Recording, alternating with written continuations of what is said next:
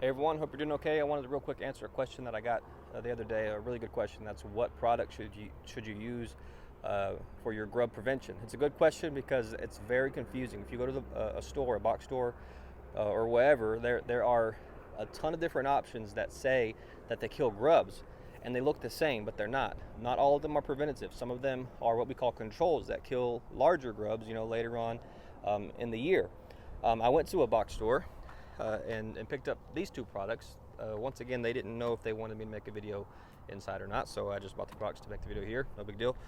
But you can see these were side by side, and they both say insect killer, and they both have pictures of grubs on them, so you would assume that they're the same product, that they both kill grubs, but they're not. One of these is a preventative, and the other one is not a preventative. So how do you know? The best way to know is to look at the active ingredient. There's two real common active ingredients. The two most common ones are one, chlorantraniliprole. I'll put the names up here on the screen so you can see them.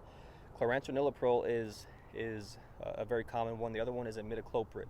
If it's one of those two ingredients, then you're good to go. That's a preventative.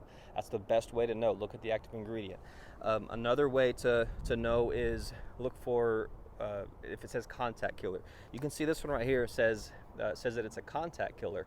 Well, most of the time that means that it's not the preventative. Usually that means that it's the one that you would apply later to kill the larger grubs if it says contact killer. So another thing you can do is read the label. The label has instructions for when to apply it. If it says to apply it later in the summer, early fall, that's not the preventative.